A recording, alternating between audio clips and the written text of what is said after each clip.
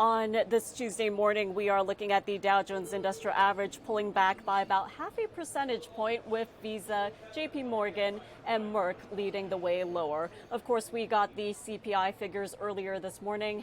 Headline prices rose by 2.7% from a year earlier, which was expected and in line with estimates. Well, joining me as earnings season kicks off is Tim Anderson, Managing Director for TJM Investments. Tim, good morning. Thank you so much for joining me. It's great to be with you. Well, we have a lot to cover, so let's get started. We are looking at mixed trading this morning, but the Dow and S&P 500 seeing consecutive record highs. So what do you make of where we are right now, and why are we seeing this market action? Well, I think it's pretty natural to see some resistance at a couple of big round numbers for key market indices. Dow Jones 50,000 clearly is a major milestone if we were to get through that and go higher. So we're seeing some, not unusual resistance there. Some people would say it's just a round number, but I think it's a lot more than that. It's a huge psychological level, and psychology plays a big part in the market.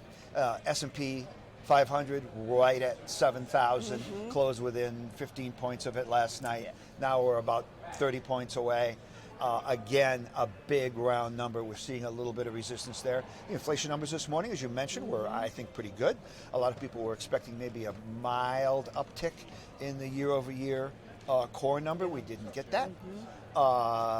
So you could make the argument that they beat by a tenth on that. 2.7 is well on the way to the mid-twos.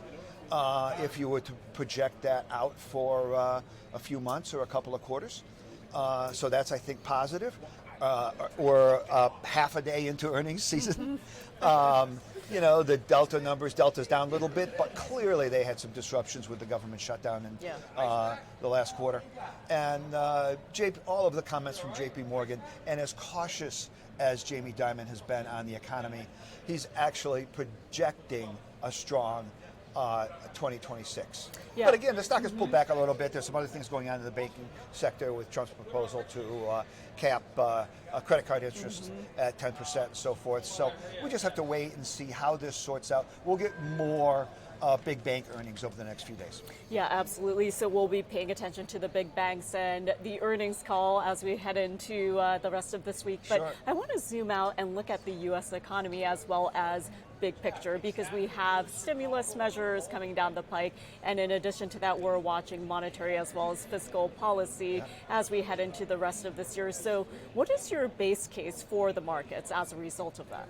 Well, I think that you're going to have better than 3% GDP growth in 2026, it could push the upper 3 range, maybe toward 4%. You may have a quarter or two where it hits 4%. And I know that there are some projections even higher than that. I think one of the key drivers is going to be productivity, most likely with the catalyst of AI for making a lot of companies a lot more productive. And, that will help the overall economy quite a bit, and the tax incentives that are coming into full effect for this year will also be a major catalyst for a very significant ramp up in CapEx spending. Yeah, and earlier you mentioned some key price targets for the Dow and S&P 500, and given the fact that we've been seeing 3 straight years of double-digit percentage gains for the U.S. stock averages, but at the same time, when we look overseas, they've outperformed the U.S. For Americans who are watching this right now, give us your take on what we can actually expect both on Main Street and Wall Street in 2026. So coming into 25, well, not to avoid your question, of course, but coming into 25, the story was, the S&P's been up 20% 2 years in a row. There's no way that it can do that again. Well, it was only up 17%, which is very strong. So now the narrative is, we've been up 15% 3 years in a row. Doesn't that worry you? And I think the reality is the really, really smart institutional investors, they have that in the back of their mind, but they're much more concerned about what's the current landscape, Yep. what's the economy going to do, and how is the market going to react to that? Because the market and the economy can be two different things. Yes, absolutely. How is over the next 2 years? They know that the market had 3 great years in a row, but that's not going to stop them from taking advantage or participating in where they think the growth in the market and the growth in the economy is going to be going forward. They're forward looking. They're aware of what just happened, but they're forward looking, and the environment for the market going forward is just very positive. We're most likely going to have additional interest rate cuts by the Fed this year. Some people would say 2. I've heard a lot of people say 3 or 4. Yeah. And the tax policy and just the incentives for growth going forward for this year and most likely into 27, the landscape is very positive. And speaking of which, we have a little over 60 seconds here, so I do want to take a look at individual sectors. What are you bullish on?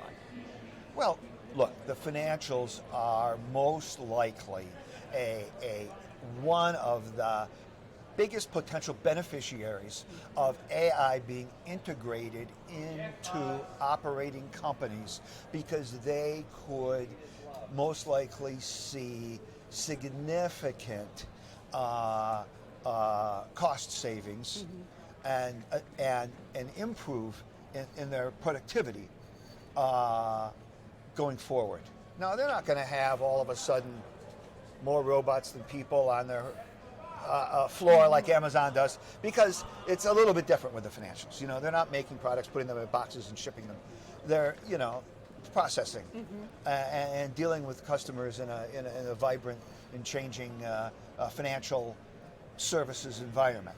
But I think that is an area, and we started to see that maybe a little bit in the 3rd and 4th quarter, but where they can be much more productive with integrating some of the AI advancements into their ongoing operations. So, look, tech, there are going to be pockets of tech that act very, very well this year. Now, the companies that have had multi-hundred-fold increases over the last, 18 months, that's hard to Well, Tim, duplicate. I will have to leave it there, so thank you so much for joining me, and as always, great having you on the show. Thank you. It was so nice to talk to you. Thank you.